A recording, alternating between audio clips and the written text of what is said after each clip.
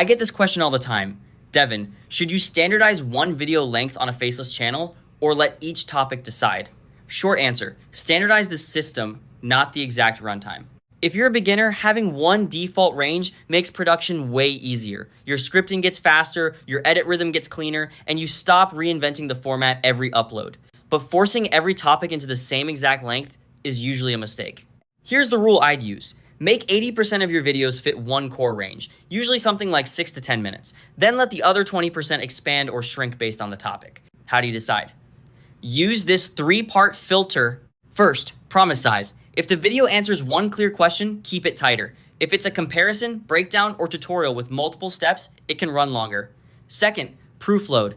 If the claim needs examples, visuals, or case context to feel credible, give it the extra minutes. If not, cut hard.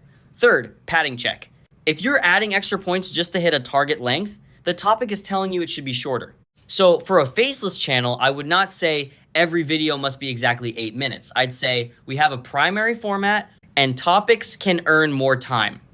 That gives you efficiency without hurting retention. A simple setup is 3 buckets: quick answer, standard explainer, and deep dive. If you're using Satura, that's the kind of workflow you want to lock in at the planning stage so your team isn't guessing runtime after the script is already bloated. So the decision rule is default length for operations, topic-led flexibility for performance. That's the balance.